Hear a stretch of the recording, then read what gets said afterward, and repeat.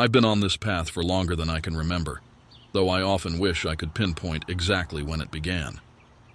It feels like it started at some distant point, perhaps in my childhood, or maybe even in a past life.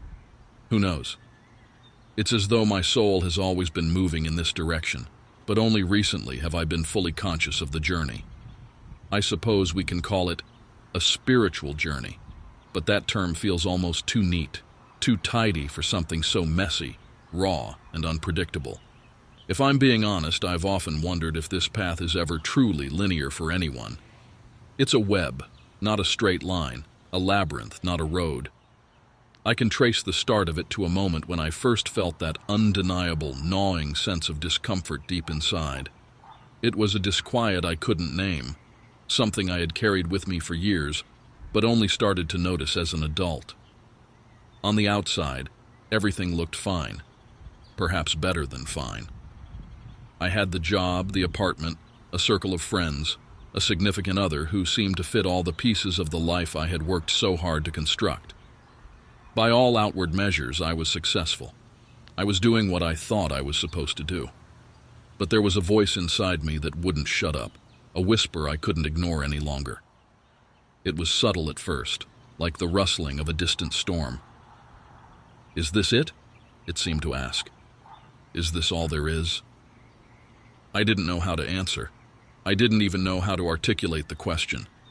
My life felt like a script I was following, a list of things to check off, a series of obligations to fulfill. But beneath it all, there was a growing awareness that something essential was missing. It wasn't that I was dissatisfied with my life in the traditional sense. I wasn't unhappy, but I wasn't truly alive either. Not in the way I imagined one should feel when fully awake to the present. It was a slow realization, a creeping sense that I had been moving through life as if I were sleepwalking, endlessly busy, but not really engaged. It wasn't until a quiet afternoon years ago that I first confronted it directly. I was sitting alone in my living room, my mind drifting lazily over the mundane to-do list in my head. But for the first time, I let myself feel instead of just think. I stopped to listen to the noise inside me. And in that moment, it was like a curtain was pulled back. I realized how disconnected I was, not from other people, but from myself. I had been moving through my days without ever stopping to truly ask, what is my purpose? Or what am I really searching for? I had assumed that the answers were all wrapped up in the things I had achieved, the career, the relationships, the material comforts. But the truth was, none of those things had brought me lasting fulfillment. There was a chasm inside me, and no amount of success, no amount of praise or validation could fill it. I didn't know where to begin. At first, I ran from this realization. I thought maybe I just needed a vacation or a change of scenery or perhaps a different job. But I knew deep down that the answers I sought weren't in the outer world. They were somewhere inside me, buried beneath layers of fear, self-doubt, and the heavy armor I had constructed over the years. And so I began a journey that I had no idea would be so long, so messy, and at times so painful. The beginning was like trying to find my way through a dark forest. I tried meditation, but my mind was always too busy to quiet down. I tried reading spiritual books, seeking answers in the words of others who seemed so much further along on their paths than I was. But those books only left me feeling more confused. Everyone had their version of truth, their way of navigating the world, and none of them felt entirely right for me. I would hear someone speak about surrender or enlightenment, and it would resonate for a moment, but then it would slip away, leaving me with the familiar feeling of dissatisfaction. In my search, I attended workshops, joined groups, and even experimented with rituals and practices. I learned a lot of things, and yet there was this persistent feeling that I was still missing something. My mind would grasp onto a new concept, a new belief, and for a brief moment, it would feel like the key to everything. But as soon as I became too attached to it, the magic would fade, and I was left searching again. I was beginning to get frustrated, even angry. Why couldn't I find peace? Why was this so hard? Why did it feel like every step forward led to 2 steps backward? I remember days when I would sit on my meditation cushion, trying to silence the endless chatter in my mind, and all I could hear was nothing. An overwhelming, suffocating nothing. The emptiness I had been avoiding for years suddenly felt suffocating, as though it were threatening to swallow me whole. I thought I was supposed to feel at peace, but instead, I felt more lost than ever. Then one day, something shifted. I don't know what triggered it or why it happened at that moment, but I stopped fighting. I stopped pushing for answers and simply allowed myself to be. It wasn't an epiphany, not a moment of profound realization.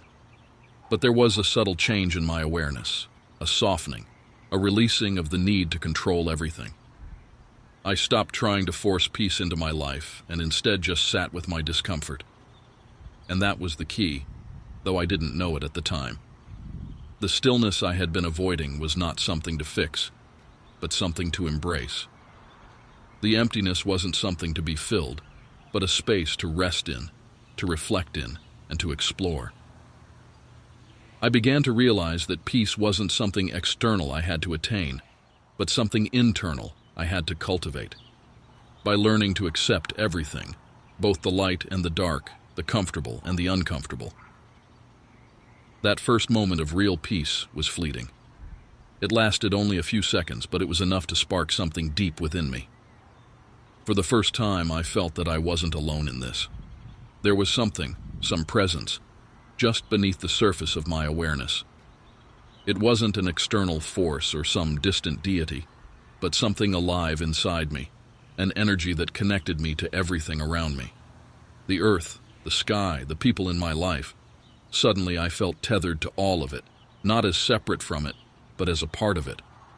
But I can't say that the journey has been without struggle. There are still days when I am gripped by doubt, when I feel lost, when I wonder if I'm really making progress at all. There are still times when the weight of uncertainty feels unbearable, when I question everything I thought I knew. But I've come to realize that these moments of doubt are not failures. They are just part of the unfolding process. They are invitations to dig deeper, to question more, to get honest with myself about what I truly need. The more I've surrendered to the process, the more I've realized that spirituality is not about transcending the human experience, but embracing it fully, its messiness, its unpredictability, its rawness. I've learned to be with the contradictions, to hold the tension between my longing for peace and my fear of it. I've learned that the sacred is not something outside of me, but something I must cultivate inside, through silence, through presence, through the willingness to be vulnerable with myself. As I look back on the path I've walked so far, I see how far I've come, but also how much further there is to go. There is no final destination, no finish line in sight. The journey is the destination. And with each step, I discover something new about myself, about life, and about the world I am a part of. In the moments when I feel most aligned with the rhythm of the universe, I realize that it's not about finding a fixed point of peace or understanding. It's about learning to live with uncertainty, to live with the questions, and to trust that the answers will come when they need to. The more I let go, the more I find I am held by something much greater than myself. And so I continue, not with certainty but with curiosity, not with complete understanding, but with an open heart, ready to receive whatever comes next.